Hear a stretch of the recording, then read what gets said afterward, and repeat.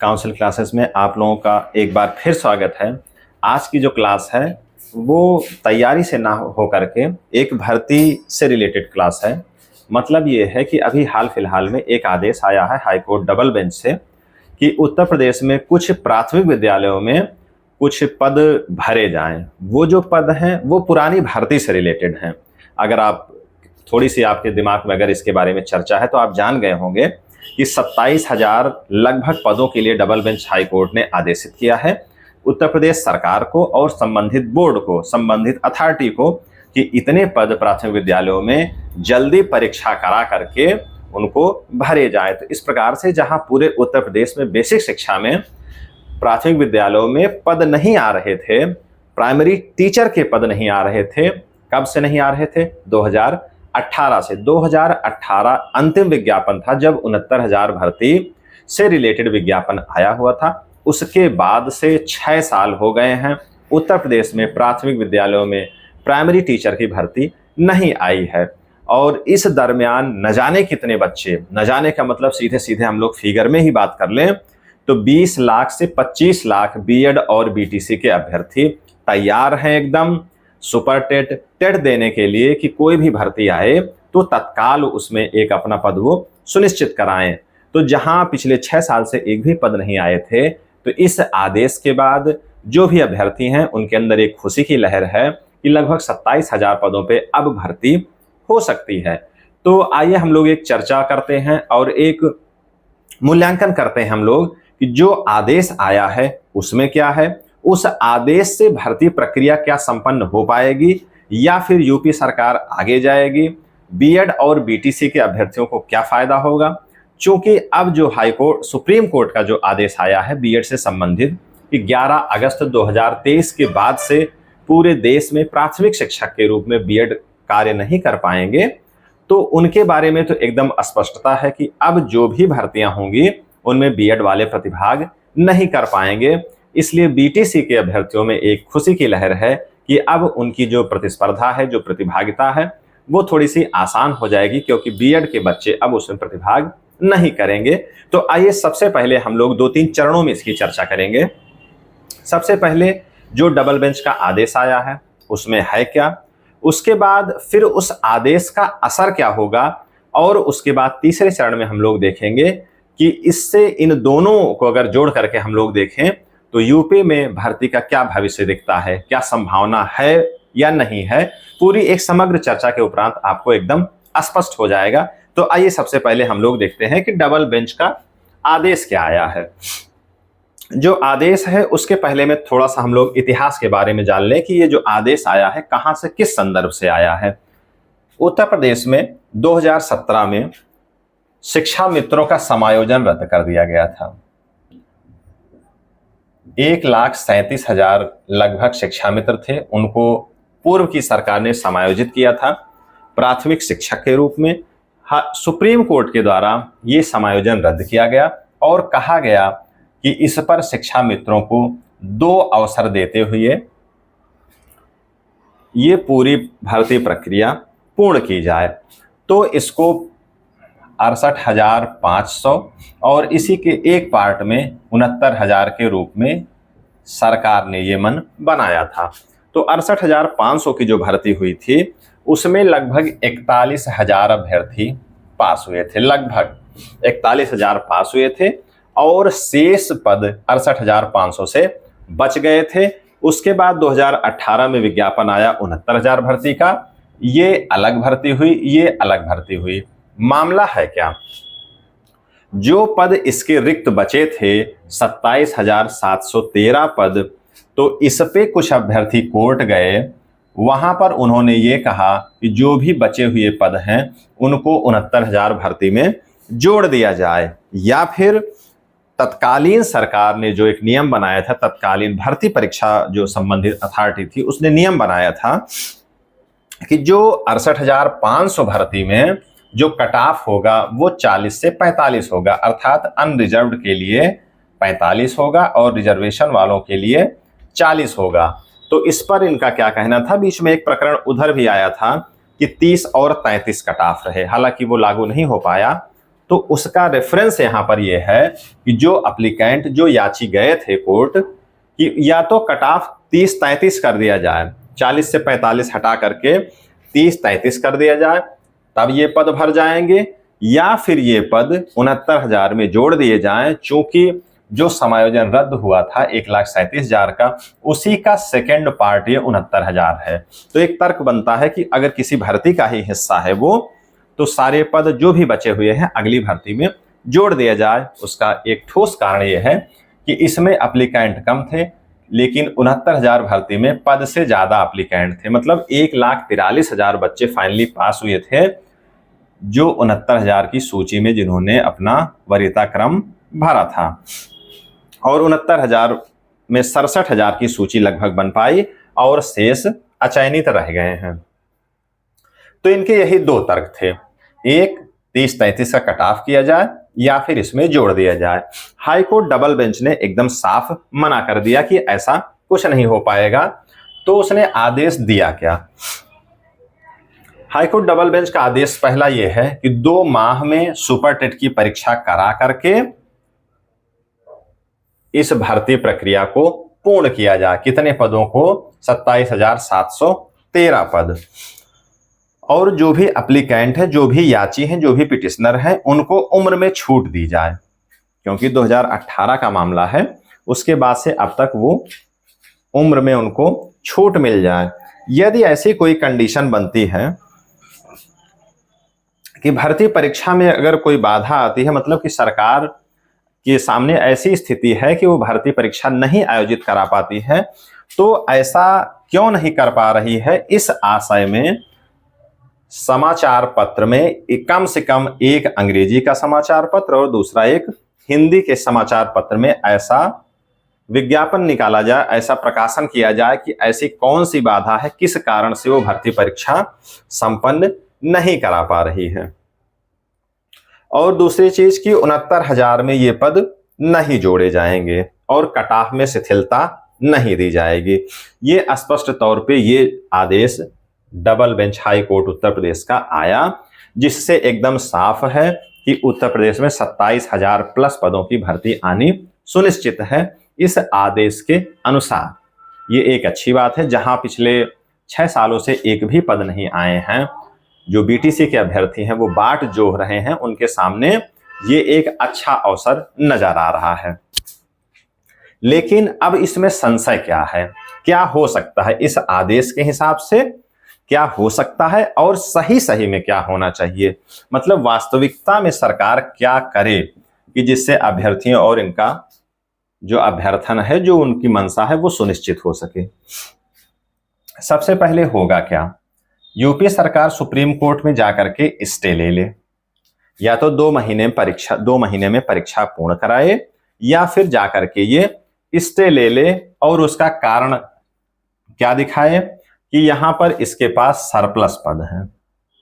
प्राथमिक शिक्षक में इनके हिसाब से जो सरकार का डाटा है, उनके यहां पर सरप्लस टीचर हैं, और जो इस समय की स्थिति चल रही है समायोजन का, और आपने समाचार पत्र में या फिर किसी के माध्यम से आपने सुना देखा होगा कि जो 50 तक के विद्यार्थी वाले स्कूल हैं, ऐसे प्राथमिक विद्यालय जहां पे बच्चों की संख्या 50 तक है, उनको मर्ज करने या बंद करने, मर्ज करने का मतलब सीधा बंद करने की योजना है। अभी ऐसा कोई स्पष्ट आदेश नहीं आया है, लेकिन जानकारी ये जिला बेसिक शिक्षा अधिकारी के माध्यम से इकट्ठा की जा रही है कि किन किन जिलों में, किन किन विद्यालयों में 50 या 50 से कम संख्या है, तो उनको अलग विद्यालय में, अगर बगल के विद्यालय में मर्ज किया जाएगा, तो ऐसी स्थिति बनेगी कि जो भी अध्यापक हैं वो सरप्लस हो जाएंगे।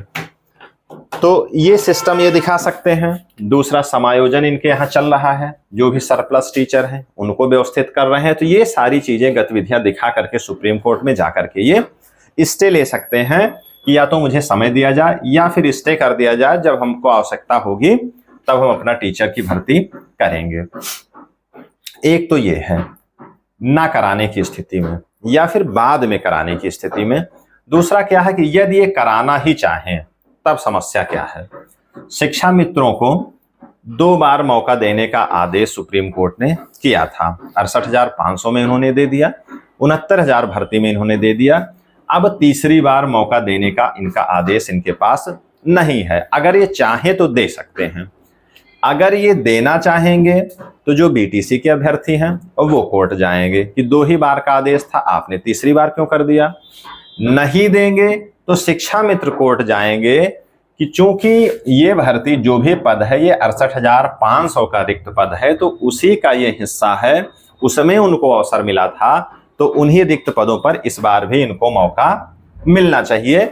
और थोड़ा सा देखने में तर्कसंगत ये लगता भी है कि इनको इस पे मौका मिलना चाहिए। और सबसे तीसरी चीज इसमें क्या है, सुपर टेट का कट ऑफ रखा क्या जाए। 68,500 में 45-40 था और 69,000 में 60-65 था, मतलब 65 और 60 था।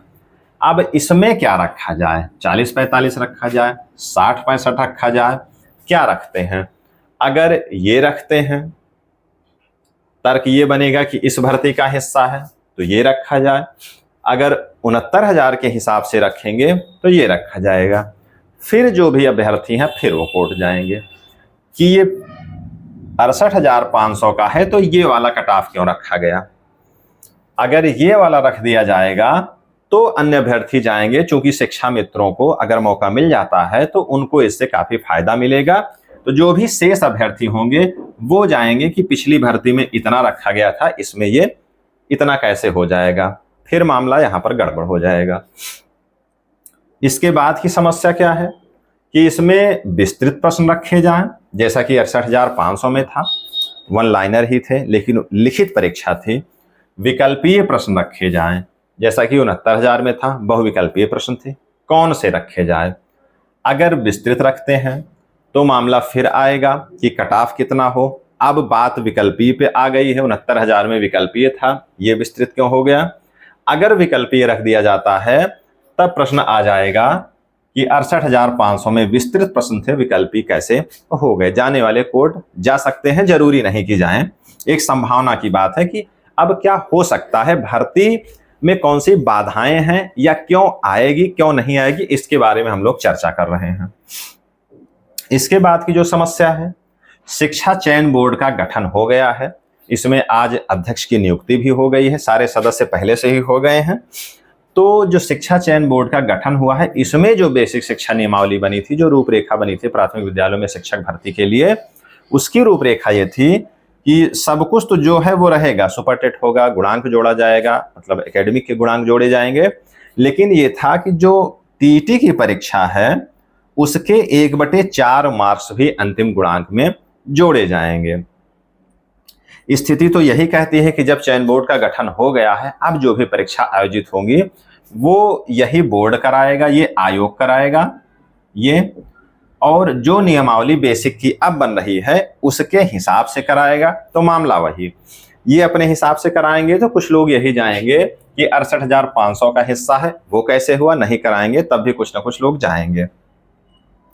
और एक मामला इस समय चल रहा है 69,000 भर्ती में कि कुछ अभ्यर्थी जो आरक्षित वर्ग के हैं उनका ये दावा है कि कुछ पदों पे धांधली हुई है, मतलब कि जो आरक्षित वर्ग के पद हैं उनको अनारक्षित वर्ग के पदों से भर लिया गया है, खास करके जनरल कैटेगरी के लोगों से भर दिया गया है, मतलब उनके पदों का नुकसान हो गया है। तो इससे संबंधित एक आदेश आया हुआ है डबल बेंच में हाई कोर्ट से कि जनरल कैटेगरी के बच्चों को हटा करके आरक्षित वर्ग के पदों को भरा जाए। कहने का आशय यह है कि हाईकोर्ट का आदेश साफ साफ ये है कि उसको रिविजिट किया जाए। तो उसमें ऐसा माना जा रहा है कि 5 से 6,000 या 8,000 लोग उसमें से जनरल कैटेगरी के लोग बाहर होंगे, चूंकि वो 4 साल से अपनी सेवा दे रहे हैं, ये 2020 में इनकी नियुक्ति हुई है, इसलिए सरकार ने आश्वासन दिया है कि उनके बारे में कुछ न कुछ सोचेंगे वो। और इसी सब बातों को लेकर के सुप्रीम कोर्ट में कुछ याचिकाएं पहुंच गई हैं, इस पे फाइनल बहस अभी होनी है, सारे पक्ष नहीं गए हैं। लेकिन ऐसी स्थिति अगर आती है कि जो भी बाहर होंगे, किसी भी वर्ग के होंगे, जो सर्विस कर रहे हैं, 4 साल से अपनी सेवा दे रहे हैं, तो उनके समायोजन का आश्वासन सरकार ने दिया है। तब अब 69,000 और 68,000 ये सब इसी के हिस्से हैं। तो अगर समायोजन की बारी आती है तो जो बचे हुए रिक्त पद हैं, यहीं से समायोजन का रास्ता निकाल सकती है, जरूरी नहीं है, क्योंकि माननीय उच्चतम न्यायालय अगर आदेशित कर देती है तो उसको जरूरी नहीं है कि कहां से आपको सेट करना है। वो पद जो है अतिरिक्त आप कहीं से भी कर सकते हैं, अगर आपके पूरे प्रदेश में सृजित पद रिक्त है तो। मैं इसका उदाहरण इसलिए यहां दे रहा हूं कि इसकी राह में, इस भर्ती की राह में बाधा क्या क्या है। तो ये भी एक बाधा हो सकती है कि चूंकि ये मामला अभी लंबित है, इसी का हिस्सा है, समायोजन के लिए अंदर बाहर लोग होंगे तो उनको समायोजन की आवश्यकता पड़ेगी, इसलिए ये भर्ती परीक्षा कराना अभी संभव नहीं है। तो इसलिए एक हम लोगों की ये समग्र चर्चा हो गई कि क्या क्या विकल्प बन सकते हैं। जरूरी नहीं कि ये सारी चीजें हों, लेकिन हम लोग मैक्सिमम क्या इससे निगेटिव हो सकता है वो सारी हम लोगों ने चर्चा की।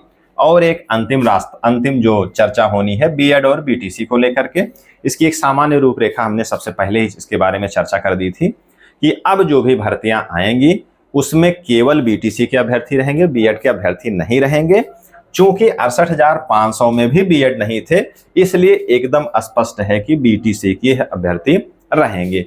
ये सारी बातें रही। क्या आदेश था, उसके रेफरेंस में भर्ती परीक्षा में क्या हो सकता है, क्या नहीं हो सकता है, लगभग सारी निगेटिव बातें कि कैसे भर्ती प्रक्रिया फंस जाती हैं।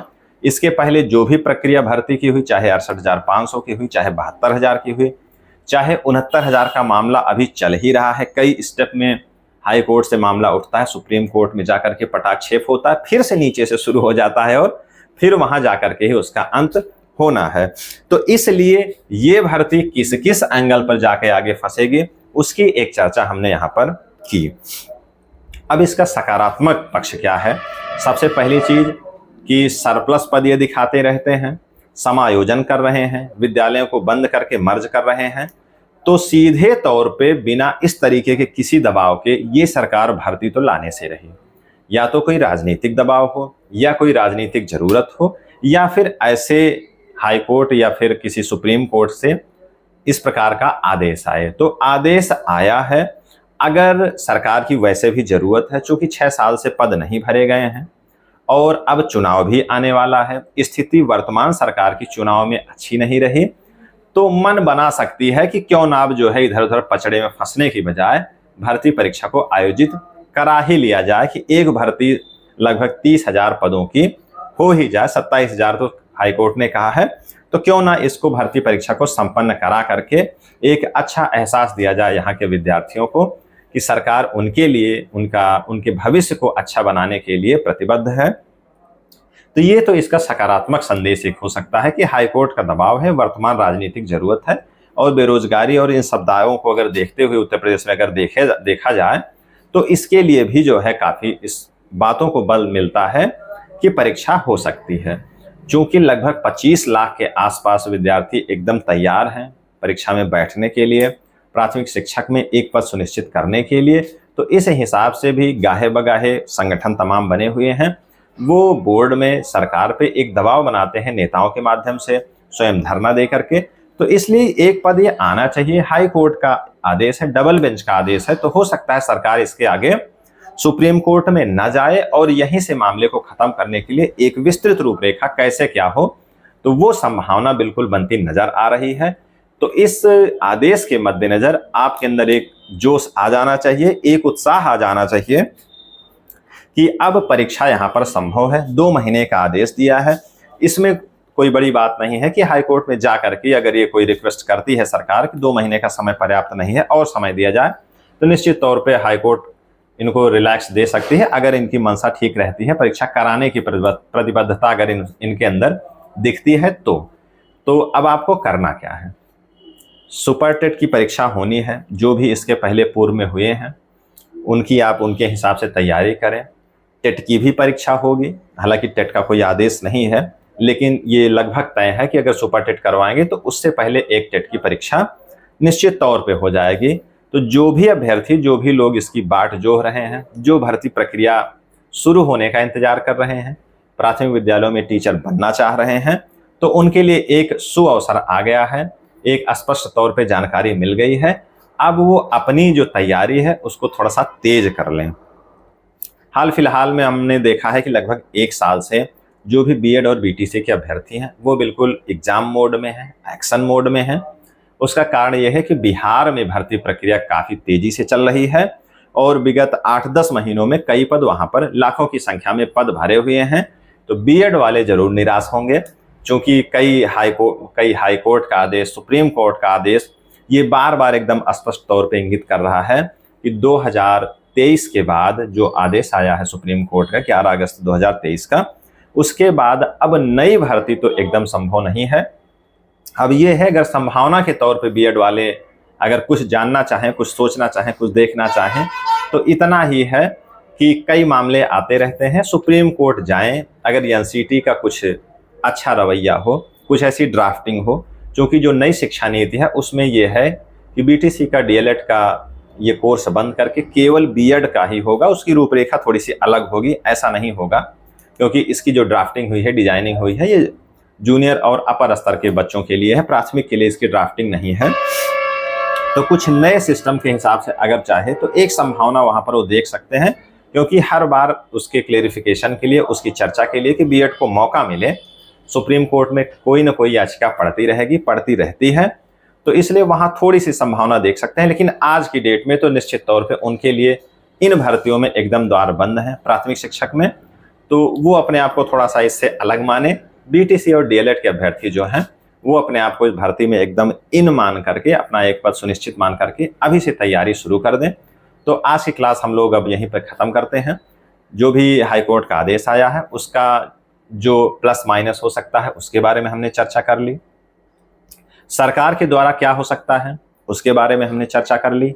अब अभ्यर्थियों को क्या करना है, जो प्रतियोगी हैं उनको क्या करना है, उसके बारे में भी हमने चर्चा कर ली है। तो मेरे हिसाब से एक विस्तृत चर्चा पूरे सब्जेक्ट पर हो चुकी है, सबका स्टैंड लगभग क्लियर है, कहाँ कहाँ भर्तियां जाकर के फंस जाती हैं, उस पे सरकार क्या नियमावली बनाती है, बोर्ड जो शिक्षक चयन बोर्ड जो आयोग बना है, ये पूर्व में जो भी संबंधित अथॉरिटी रही हैं उनसे ज़्यादा संवैधानिक और उससे ज़्यादा सशक्त आयोग ये दिखेगा, उसके बारे में ऐसी आशंका है, ऐसी एक जानकारी है, आशंका नहीं है, जानकारी है। तो यहाँ पे कमियां होने की संभावना कम है, लेकिन पिछले जो भी गतिविधियां हुई है उससे लगता है कि भर्तियां कहीं ना कहीं जाकर के फंस ही जाती हैं। तो बाकी अपने स्तर का जो काम है वो तैयारी करने का है, नियमावली बनाने का नहीं है। तो मैं आशा करता हूं कि आप सभी जो भी बीटीसी के लोग हैं, जो प्राथमिक विद्यालयों में एक पद सुनिश्चित करना चाहते हैं, वो सारे लोग अब यहाँ से बिल्कुल अपनी तैयारी को मुकम्मल करेंगे, अब जुड़ जाएंगे। तो यही अब हम लोग अब क्लास को अब एकदम ख़त्म ही कर दें यहीं पे, नहीं तो वार्ता लंबी होती जाएगी और वो केवल अब इधर उधर की बातें होंगी, कोई जो फैक्ट की जो बातें थी अब वो यहाँ पे हो चुकी हैं। तो मिलते हैं हम लोग ऐसे ही कुछ जानकारी के साथ नेक्स्ट क्लास में। धन्यवाद।